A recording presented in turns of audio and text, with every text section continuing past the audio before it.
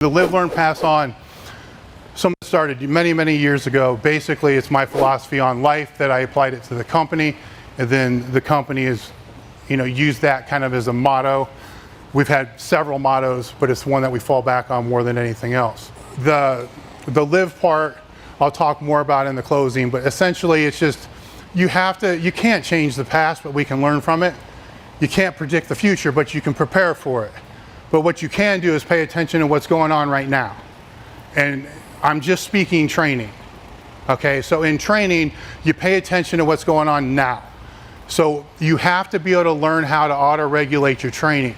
If I was to talk to, Dave or Joe or any of the guys that have been competing for 20 years, I can guarantee if I really sat down and probed them, by the time they get in their car to go to the gym to do the training session, and before the training session's over, they've made 30 fucking different decisions that weren't what it was supposed to be when they went into the gym, based upon how they felt.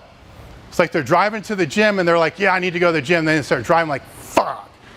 It's like, I knew every exit there was on 70 to not go to the gym, to turn around and go back home. So if I'm going there and I want to turn off really, really bad, I kind of know going in the gym, I have to change some shit, because I really don't want to do it. My body's trying to tell me something. Then you walk in the door and there's a bunch of fucking knobs or nitwits or whatever, all of a sudden you're like, oh, fuck. Your rack's being used, or, somebody's fucking squatting with a deadlift bar, something stupid that really shouldn't set you off, but it does. And you're like, fuck, so you got to wait. And then the real decisions start to happen when you start warming up, and you're like, shit. It's like the shoulder isn't where it's supposed to be. It's not doing what it's supposed to do. Maybe I don't want to do the close grip inclines if that's what was planned. Maybe I'm going to do a 3-board. So there's all these decisions that are being made. Then they start warming up. It's like, shit, I'll take the bar. And it's like, nah, I better take the bar again. And take it again. So there's like 25 sets done before 135 even goes on the bar. Or it's bar, quarter, plate. All right, these are all decisions that they're making, because you're not going to jump a weight until your body is ready to jump that weight. Now, if you're given a piece of paper that says you do 45, 95, 105, 115, you do that. You just took away a huge component of being able to warm up effectively to be able to handle the heavier loads afterwards. All right, so then the heavy lift, they get to the heavy sets. All right, and it's like, fuck, that didn't feel like the way it was supposed to. I need to back it down just a little bit. I'll go 20 pounds less than what's actually required. Or fuck, that felt a little bit better, so they might go 10 pounds. They don't get greedy, but might go 10 pounds more because it's there. And then after that, they're, fuck, the squats are done. It's like, oh man, I am fucked up. You're shot. I'm just doing abs, getting the fuck out of here. Or I feel pretty good. I'm going to do speed pulls, and I'm going to go. So there's a ton of, tell me if I'm wrong, any of you guys. There's all these micro decisions that are going on that you have to learn how to regulate. All right, when somebody's saying do this and you just go do that, you're eliminating that possibility. So you're actually increasing your chances to not progress, to not get better, and to not learn from your own training. So those little decisions are what I would consider being there. I don't want to say in the now, but paying attention to what the fuck is going on while you're there in the gym at that time. Not what next week's training is going to be or last week, but what the fuck is happening right now, and being able to pivot from that. All right, so that's the live part. Again, you can't change the past, you can't predict the future, but you can control this, which helps to prepare for that future. You have to be able to learn. You have to educate yourself so you can make those decisions. Yes, a lot of that comes with experience, but also if you're not educating yourself, you're going to think, maybe I feel good today, maybe I should push it, but no, maybe I shouldn't, because you don't know. Or maybe I should back it down, but maybe I shouldn't, because you don't know. So that's where the education part of the training comes in. I don't care if all you want to do is lift fucking weights and have somebody to tell you what to do. That's still not going to get you to your best potential. It's not going to happen. You still have to learn what the fuck you're doing. You still have to learn how to pivot and how to make those decisions. You know, how to listen and when to ignore. You know, all those things kind of fall on you. Or you can't blindly follow what people say either. You have to be able to have that educational skill and mindset to be able to understand the training process to be able to do that. Very few people have the genetic ability to just, you know, blow up in the sport and be the best of the best in any sport they are while being a complete idiot. I'm not saying it doesn't happen. I've seen it happen. I've seen it happen in every sport, but it's still fucking rare, and they don't last long. Especially in this sport, especially in powerlifting. You're beating the shit out of yourself. The pass on part, I can address a few different ways. I've gotten to where I am through training and through business and through everything else by other people helping me. So I've told the story a million times, I'll tell it again, but as I said earlier in the presentation, when I came into this profession, there were really no strength coaches. There were no personal trainers. There certainly was no online trainers. There was maybe only two or three other websites that had educational content outside of Elite FTS. You know, it wasn't there. So all the people that helped me learn training helped me for free. They helped me because they wanted to see me get better. They were passing on what they learned, because there's something to be said for watching somebody get better than you.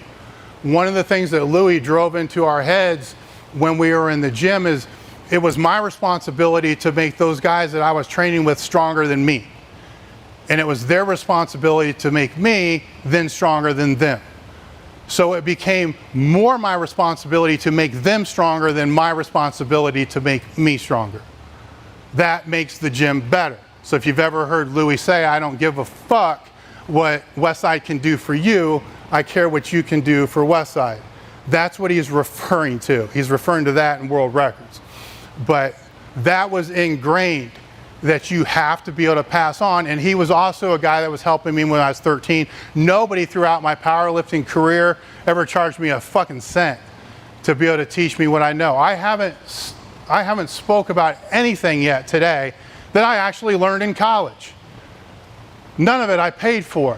You know, all of it I learned through other people and obviously through reading a shit ton of material to be able to educate myself for that.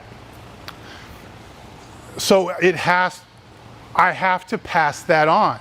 For me to not pass that on, it's a disservice to the industry, because look at what's available now and what I see happening with people in the industry now. Not all, but a lot, is they have their little grassland, you know, their little forest and their soil, and they're planting seeds and they're waiting for the shit to grow.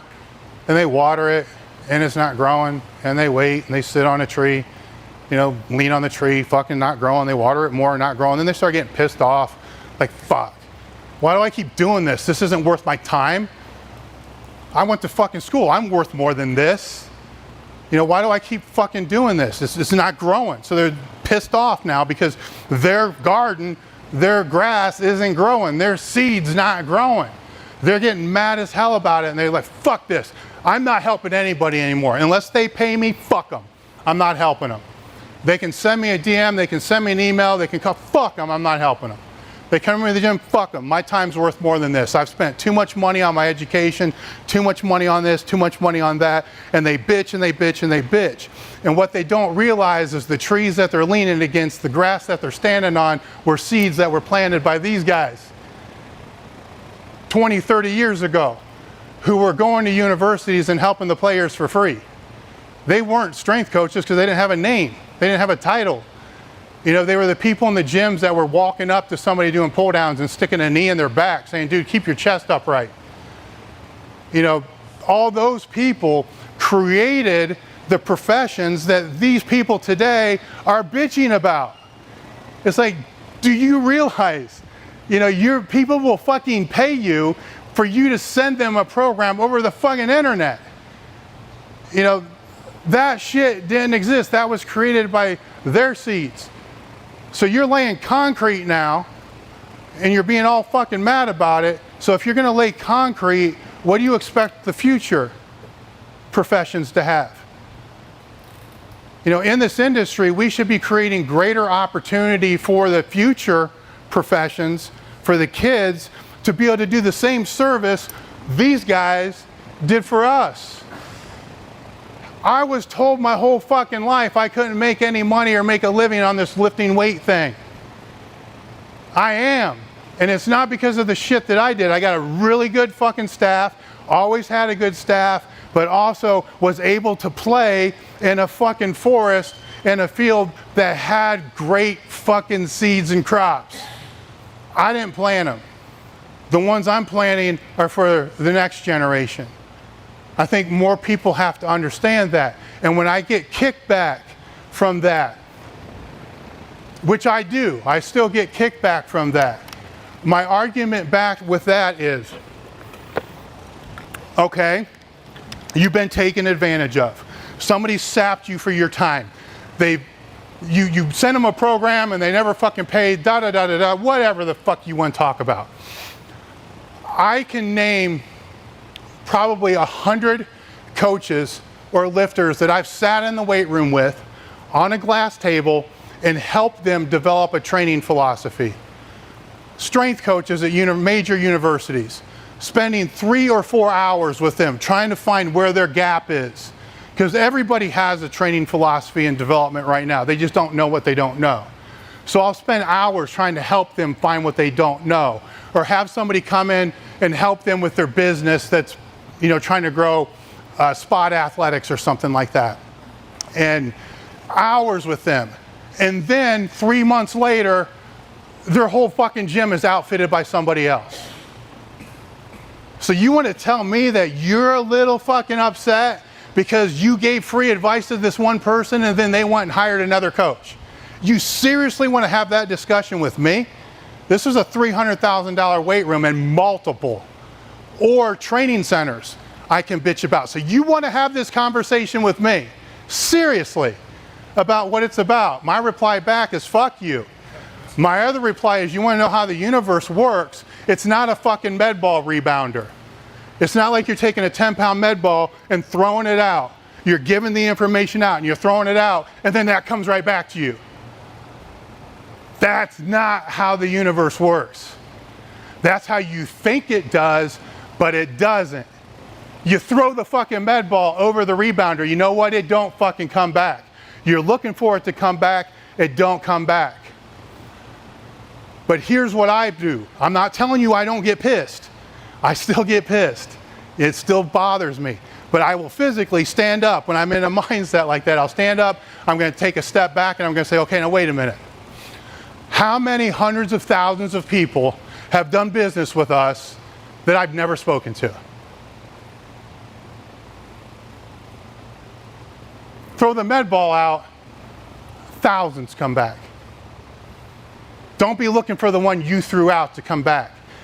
That's not how it works. That's what passing on is. You know, outside of helping people, for everybody that thinks you have to have a return from what you put out, maybe you already fucking have it, but you're too fucking egotistical and naive to see it. It's right there.